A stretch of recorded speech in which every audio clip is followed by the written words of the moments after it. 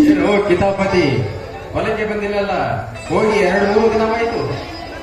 ಹೊಲಕ್ಕೆ ಒಂದಿಟ್ಟು ಅಕಾಡಿ ಕಡೆ ಕನ್ಯಾ ನೋಡಕ್ ಹೋಗಿದ್ದೆ ಹೇಳ್ರಿಪ್ಪ. ಎಲ್ಲಿ ಹೋದ್ರು ಏನು ಕೆಲಸ ಆಗ್ಲಿಲ್ರಿ. ಸುಮ್ಮನೆ ಅಡ್ಡಾಡೋದು ಬರೋದು ಅಡ್ಡ ಆಗೈತ್ರಿ. ಪರಿಸ್ಥಿತಿ ಹೆಂಗಾಗೈತಂದ್ರ ದೇವ ಮಂದಿರದಲ್ಲಿ ದೇವರು ಕಾಣಲೇ ಇಲ್ಲ, ನ್ಯಾಯ ಮಂದಿರದಲ್ಲಿ ನ್ಯಾಯವು ಸಿಗಲೇ ಇಲ್ಲ. ದೇವ ಮಂದಿರದಲ್ಲಿ ದೇವರು ಕಾಣಲೇ ಇಲ್ಲ, ನ್ಯಾಯ ಮಂದಿರದಲ್ಲಿ ನ್ಯಾಯವು ಸಿಗಲೇ ಇಲ್ಲ. ಕೆಟ್ಟಾಗೈತ್ರಿ ನಮ್ಮ ಪರಿಸ್ಥಿತಿ.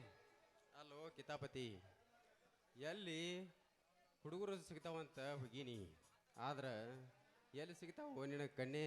ಮಾಡೋ ಪ್ರಯತ್ನ ಮಾಡ್ಬೇಕಲ್ರಿ ದನ್ಯಾರ. ನಿಮ್ಮ ಕೆಲಸ ಅಂತೂ ಅರ್ಧಕ್ಕ ನಿಂದಿರ್ಸಿಲ್ರಿ. ಏನ್ ಮಾಡ್ಬೇಕು ಒಟ್ಟು ಕೆಲಸ ಮುಗಿಸಿ ಹೋಗಿನ್ರಿ. ಮತ್ತೆ ಇನ್ನೊಂದ್ ಸ್ವಲ್ಪ ಏನಾರ ಬಾಕಿ ಉಳಿದ್ರೆ ಹೇಳ್ರಿ, ಹೆಂಗೂ ಬಂದನಿ ಇನ್ನಟ್ ಕೆಲಸ ನಿಮ್ದಟ್ ಬಾಕಿ ಇದ್ದಿದ್ದು ಮಾಡಿ ಮುಗಿಸ್ತನ್ರಿ. ಏಯ್, ಈ ಹುಡುಗಾಟ ಬಿಡು. ಎಳ್ನೀರ್ ಲೋಡ್ ಆಗೈತಿಲ್ಲ ಅಂತ ನೋಡ್ಕೊಂಡು ಬರೋ ಹೊಲಕ್ ಹೋಗಿ ಅದನ್ನ ನೋಡ್ಕೊಂಬಲ್ರಿ. ಹಾ, ಅದಟ್ ನೋಡ್ಕೊಂಬಂದ್ ಎಸ್ ಮಾಡಿದ್ರೆ ಮುಗ್ದ ಹೋತಲ್ರಿ. ಆಯ್ತಾಳ ಹೋಗಿ. ಮತ್ತೇನ್ರ ಐತ್ರಿ? ನಿನ್ ಜೊತೆ ಏನೈತಿಪ್ಪ? ಮನ್ಯಾಗ ಅವ್ವಾರದು ಹೆಂಗದಾರ್ರಿ? ಪಾಡದಾರಪ್ಪ. ಆರಾಮ್ ಅದಾರ್ರಿ? ಪಾಡದಾರ. ಹೆಂಗಿಟ್ರಿ? ನೀನು ನೋಡ್ಕೊಂಡು ಬಾರೋ ಅಂದ್ರ ಮಾಡ್ಕೊಂಡ ಬರೋ ಮಗಾನಿ. ಎಲ್ಲಿದ್ ನೋಡ್ಕೊಂಬರಕ್ ಹೋದ್ರ ಮಾಡ್ಕೊಂಬಲ್ರಿ ಅಪ್ಪ. ಇದ್ದಿದ್ದಾಗ ಒಂದ್ ಹೆಣಿ ಕೈಕೈತೆ ಹುಡುಕಾಡ ಸಾಕಾಗೈತಿ, ಒಂದು ಕಣ್ಣಿ ಸಿಗುವಾದ್ದು. ಹೋಗಿ ಲೇಟ್ ಆಗೈತಿ. ಹೋಗ್ಬಲ್ರಿ? ನೋಡ್ಕೊಂಡ್ ಬರೋ ಹೋಗ. ಹೋಗ್ಬಲ್ರಿ? ಎಲ್ಲಿಗೋ ಪಯಣ, ಯಾವುದೋ ದಾರಿ, ಏಕಾಂಗಿ ಸಂಚಾರಿ, ಏಕಾಂಗಿ ಸಂಚಾರಿ. ಮಡದಿ ಮಕ್ಕಳು ಸ್ನೇಹಿತರನ್ನು ಮಣ್ಣಿನ ವಶ ಮಾಡಿ, ಸಾವು ನೋವು ಸುಖ ದುಃಖದಲ್ಲೂ ಪ್ರೀತಿಯ ಉಯ್ಯಾಲೆ, ಪ್ರೀತಿಯ ಉಯ್ಯಾಲೆ. ಹೋಗಲ್ರ? ಹೋಗಿ ಬಾ. ಎಂತ ಮನುಷ್ಯರಿ ಇವ, ವಿಚಿತ್ರದನ. ನೋಡ್ಕೊಂಡು ಬರೋ ಅಂದ್ರೆ ಮಾಡ್ಕೊಂಡ ಬರೋ ಇವ.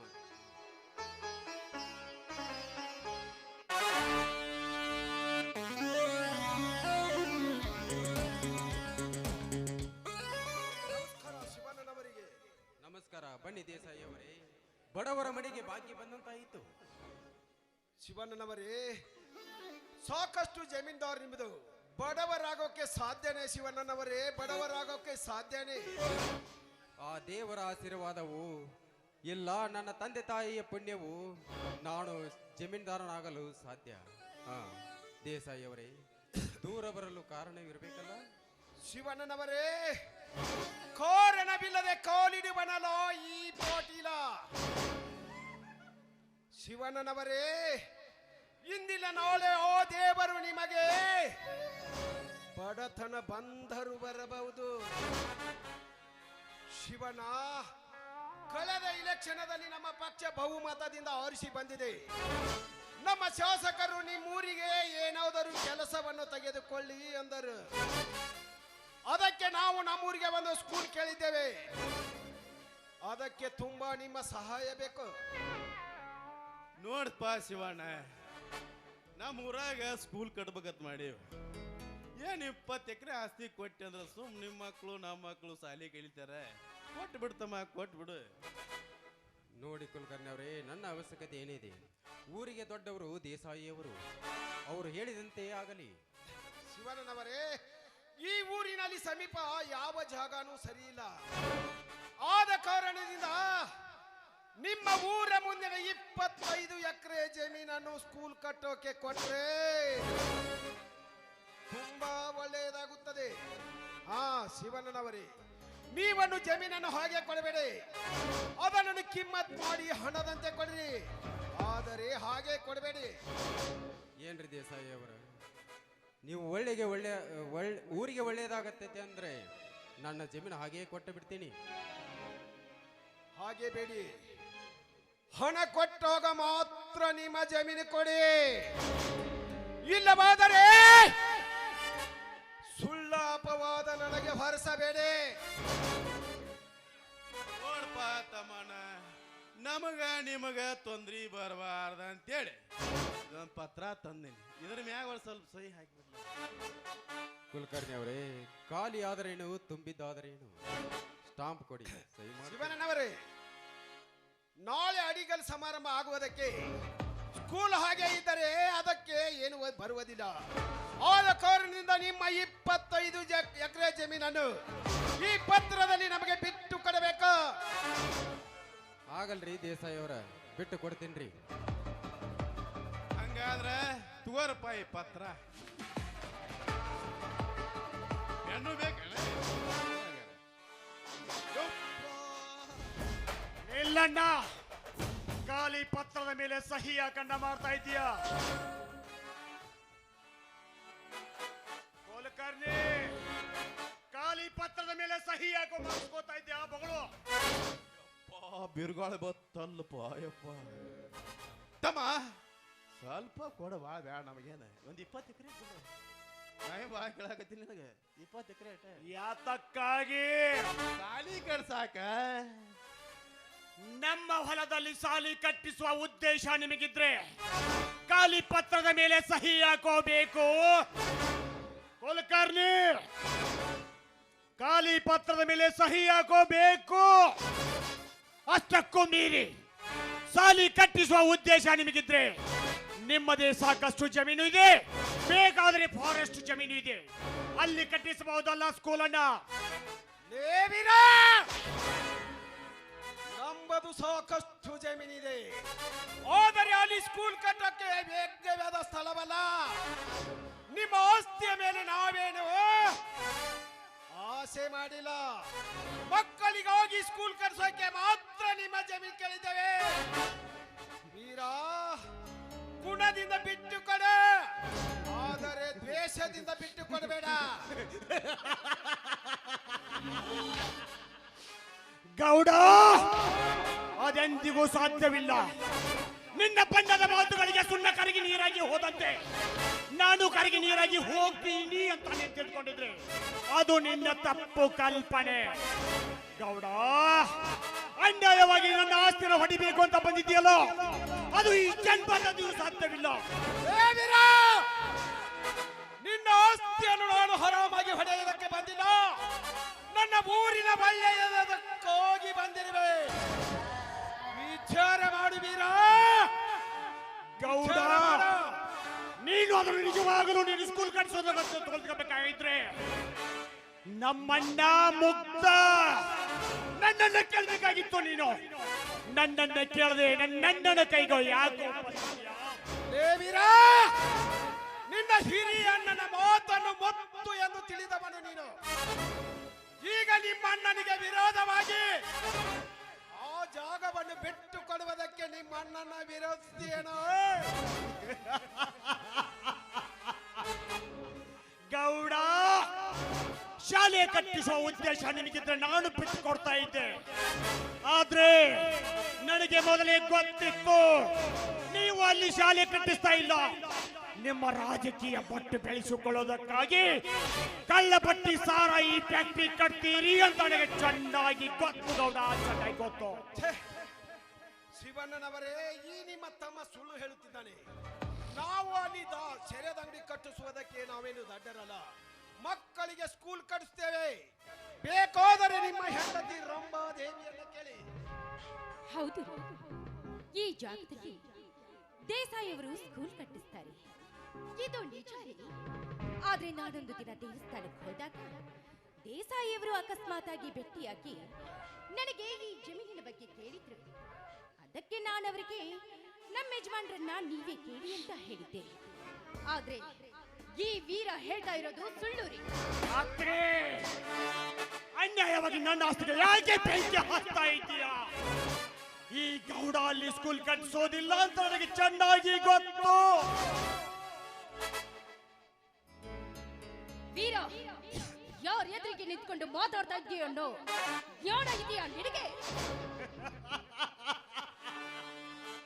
ಗೊತ್ತು ರಂಭಾದೇವಿ, ನನಗೆ ಚೆನ್ನಾಗಿ ಗೊತ್ತು.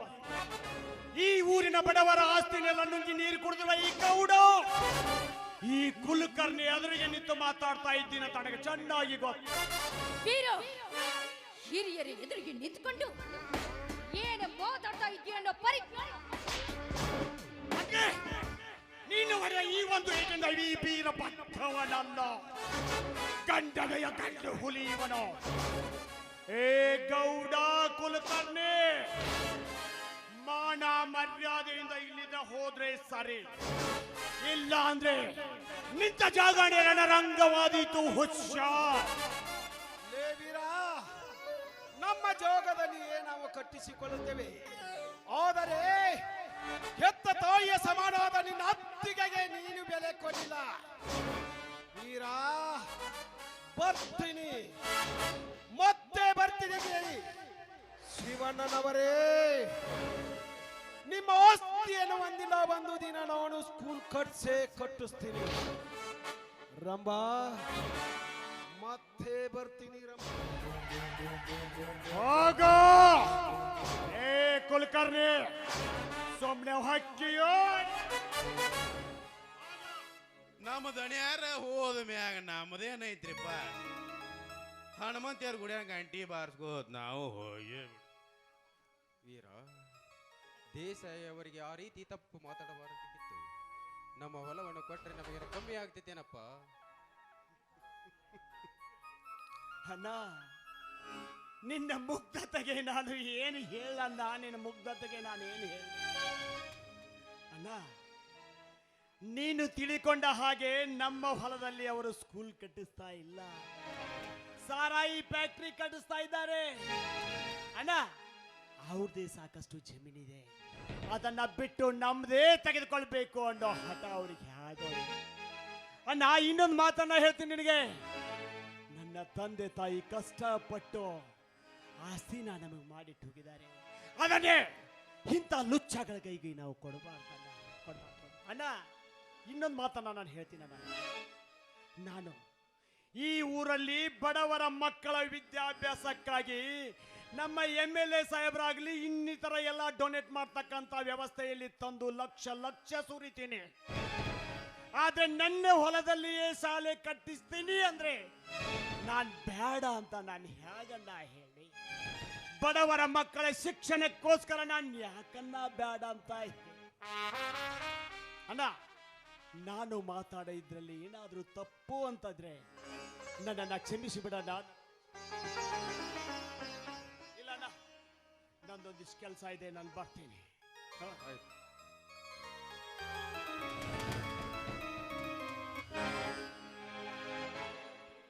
ಏನ್ರಿ ನೀವು? ನಿಮ್ಮ ತಮ್ಮ ದೇಸಾಯಿ ಅವರಿಗೆ ಈ ರೀತಿ ಮಾತಾಡಿದ್ದು ತಪ್ಪಲ್ವಾ? ನೀವೇ ನಾಲ್ಕು ತೆಗೆದು ನಿಮ್ಮ ತಮ್ಮನಿಗೆ ಬುದ್ಧಿ ಹೇಳಿ. ಇಲ್ಲ ಅಂದ್ರೆ ದೊಡ್ಡವರು ಸಣ್ಣವರು ಅನ್ನೋ ಲೆಕ್ಕವೇ ಇಲ್ಲ ಅವನಿಗೆ. ಅವನು ಮಾಡ್ತಾ ಇರೋದನ್ನ ನೋಡ್ತಾ ಇದ್ರೆ ಅವನು ಮಾಡೋ ಕೆಲಸ ನಡೀತಾ ಇರೋ ದಾರಿನೇ ತಿಳಿತಾ ಇಲ್ಲ ರೀ. ರಂಬ, ನನ್ನ ತಪ್ಪ ಯಾವತ್ತೂ ತಪ್ಪು ಮಾಡುವನಲ್ಲ. ಅವನು ತಪ್ಪು ಮಾಡುವುದು ನನಗೆ ಚೆನ್ನಾಗಿ ಗೊತ್ತು. ಹಾ, ಇದೇ ಮಾತಿನಲ್ಲಿ ಮನೆ ಕಟ್ತೀಯೋ ಅಥವಾ ಈ ಮಣಮತನ ಮನೆ ತನಿಸುವ ರಂಬೆ ನೀನಾಗುತ್ತೀಯೋ? ಆಯ್ತು ನನ್ ರಾಜ. ನನಗಾಗಿ ನಿನಗಾಗಿ ನನಗಾಗಿ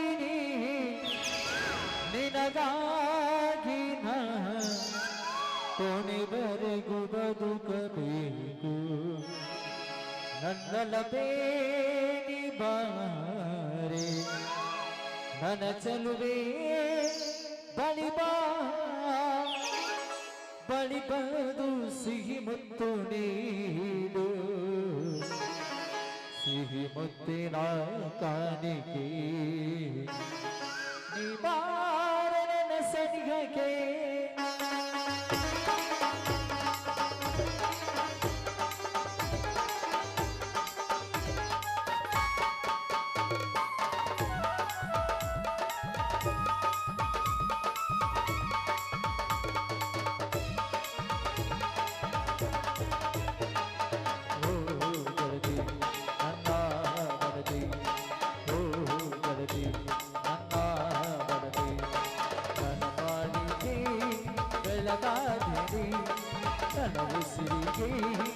ಉಸಿರಾಗಲಿ ನೀಡೇದು ನೀಡೇದು ಸಿಹಿ ಮುತ್ತಿನ ಕಾಣಿಕೆ ನೀ ಮಾಡದ ಸನಿಹಗೆ ಸಿಹಿ ಮುತ್ತಿನ ಕಾಣಿಕೆ ನೀ ಮಾಡದ ಸನಿಹಗೆ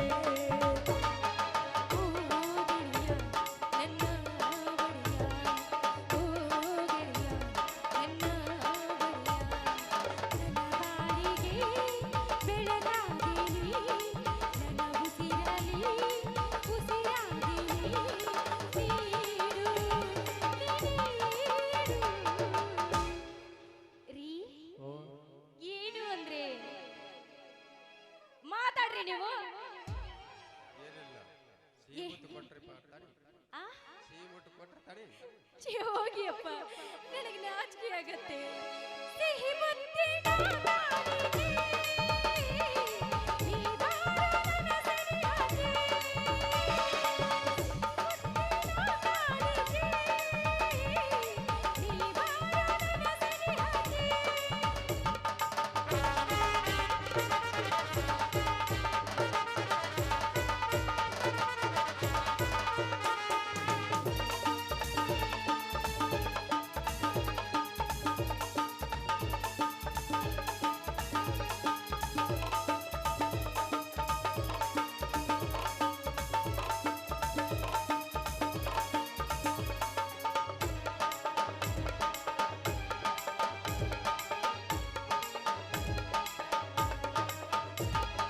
ಕನಸೆಲ್ಲವೂ ನನಸಾಗಿತು, ನೀ ಬಂದು ಬಾಳೆಲ್ಲ ಬೆಳಗಾಯಿತು.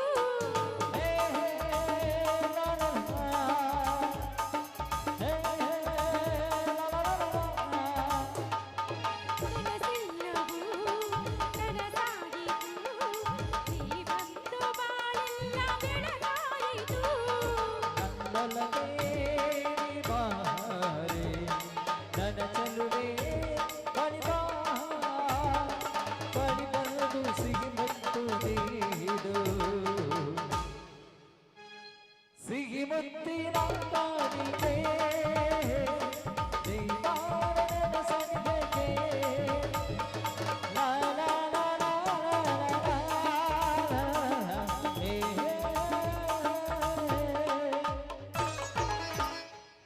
ರಂಭ ನಾನು ಸ್ವಲ್ಪ ತೋಟದ ಕಡೆಗೆ ಹೋಗಿ ಬರ್ತೀನಿ ಅದ್ನಾದ್ರೂ ನಗ್ತಾ ಹೇಳ್ಬಾರ್ದ?